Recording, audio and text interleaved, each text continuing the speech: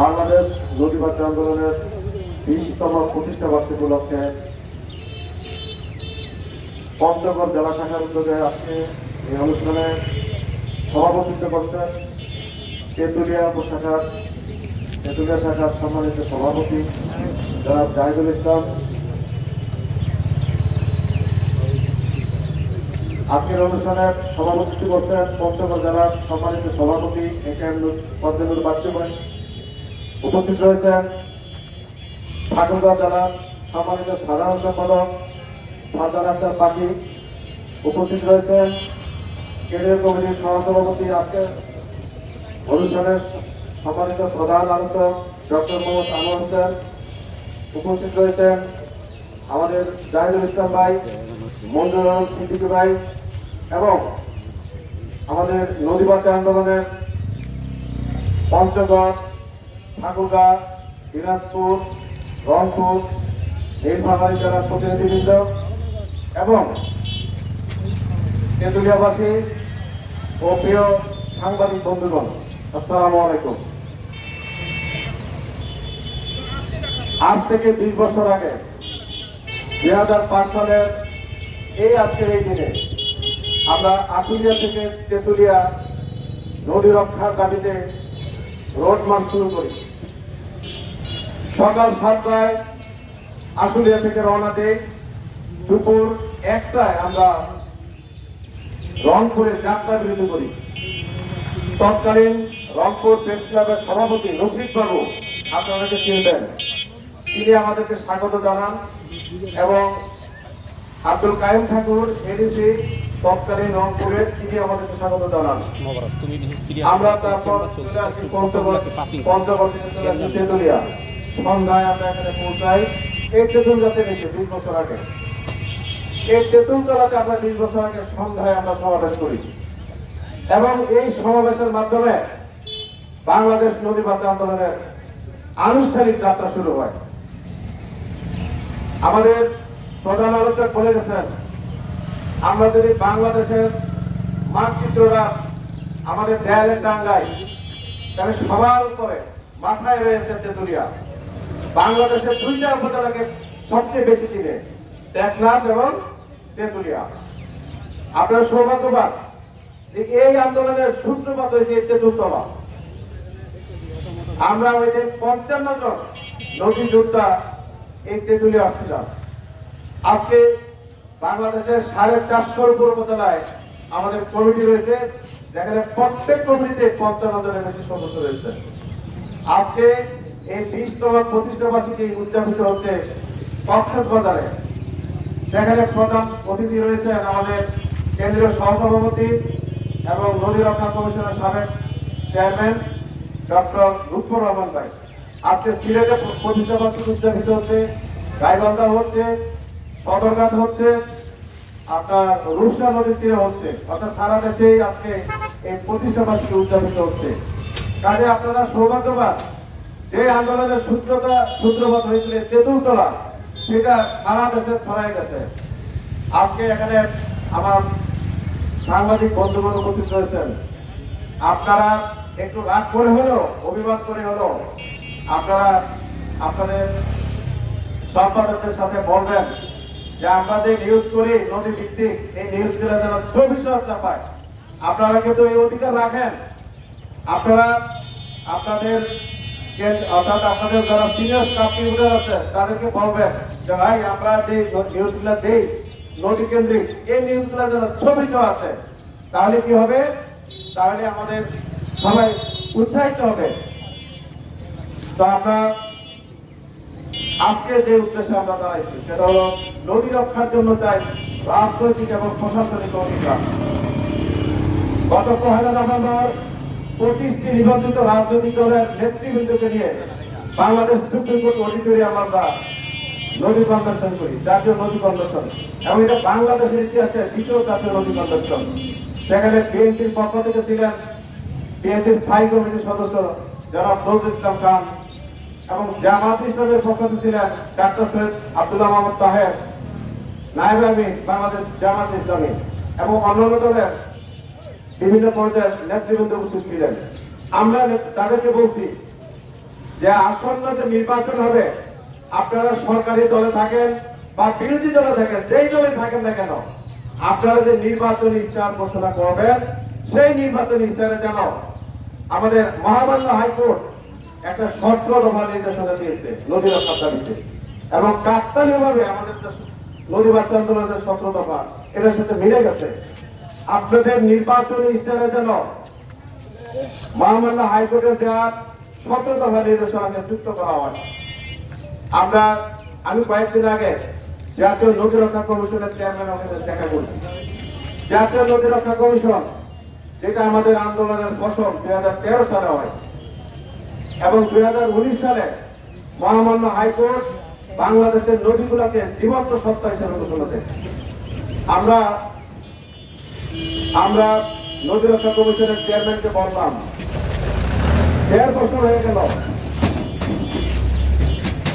আপনারা 60,000 দখলদারের তালিকা প্রকাশ করছেন, অর্থাৎ বাংলাদেশের নদীগুলোকে দখল করছেন, এরকম 60,000 নাম আছে।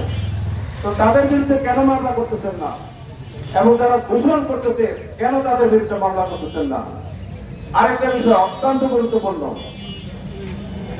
আপনার বিআরডব্লিউ বলতেছে 435টা নদী আছে, আরেকটা সংস্থা বলতেছে 1100 নদী আছে। যে জনাপা উনি বললেন ওনার একটা সংস্থা দিয়ে জরিপ করলেন 1100 নদী, আমরা জরিপ করলাম 2400 নদী।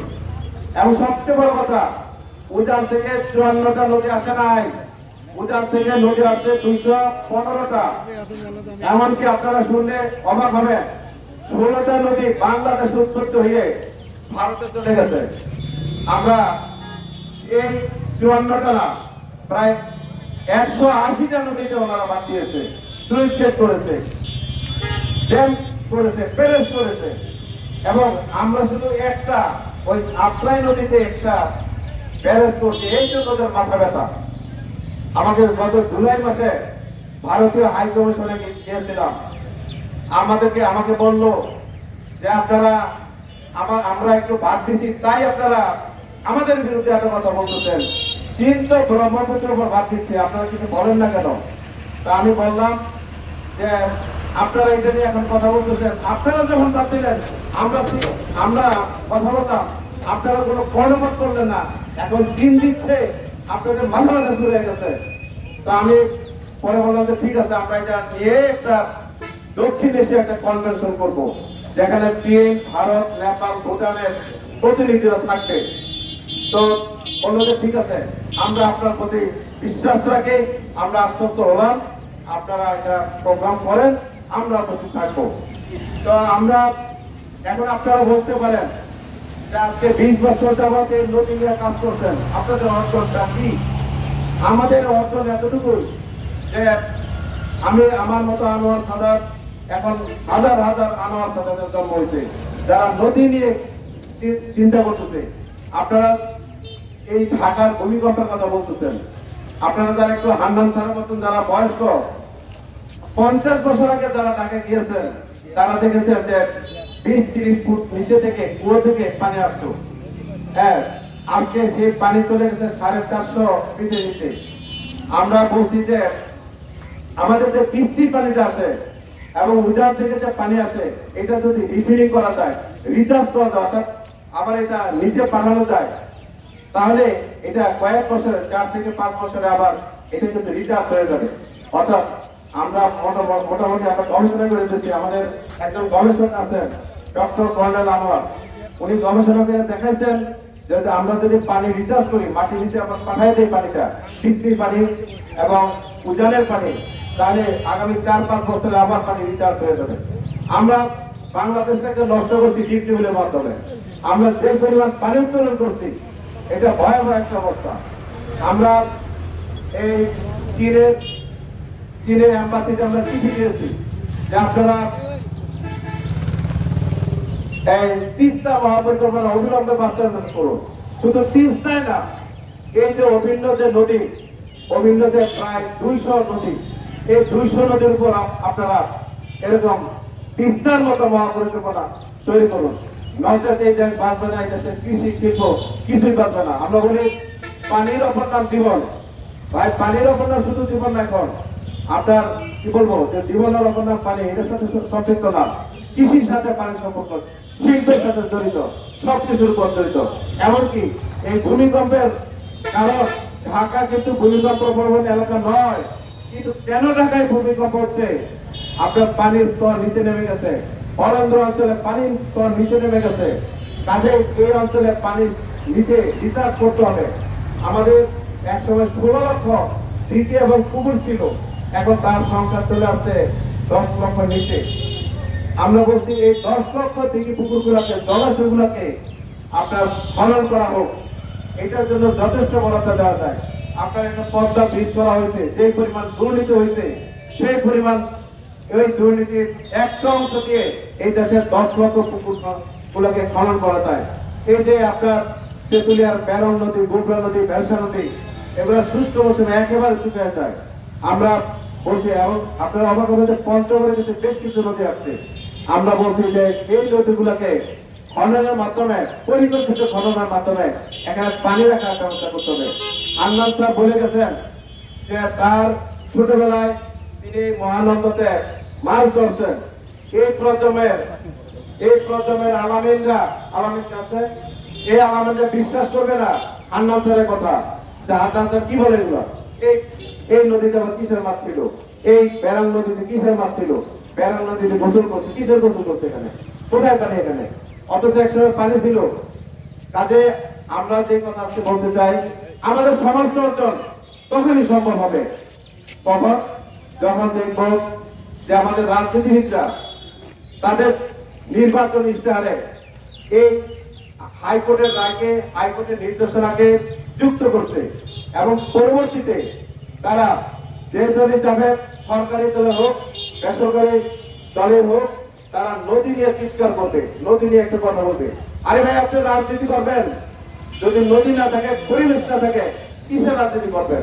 এই দেশের নদী পরিবেশের জন্য, এই দূষণের জন্য আপনার 4 থেকে 5 কোটি মানুষ অসুস্থ, আপনার 3 থেকে 3.5 কোটি মানুষ কিডনি রোগে আক্রান্ত। আপনার এই মানুষগুলো, অর্থাৎ একটা অসুস্থ জাতি রেখে আপনি কিসের নির্বাচন করবেন, কিসের রাজনীতি করবেন? রাজনীতি তো জনগণের কল্যাণের জন্য, দেশের জন্য, মানুষের জন্য। তাহলে মানুষকে অসুস্থ রেখে, একটা অসুস্থ জাতি রেখে আপনি কিসের রাজনীতি করবেন? এবং এই অসুস্থ অর্থনীতি রেখে আপনি কিসের রাজনীতি করবেন? কাজে আমরা বলবো, রাজনীতিবিদদের উদ্দেশ্যে বলতে চাই যে আপনারা আপনাদের নির্বাচন ইশতেহারে এবং আপনারা সারা দেশে যে নির্বাচনী যে প্রতিশ্রুতি দিচ্ছেন বিভিন্ন জায়গায়, এই 300 আসনে, এই 300 আসনে বিভিন্ন রাজনৈতিক দলের যারা প্রার্থী রয়েছেন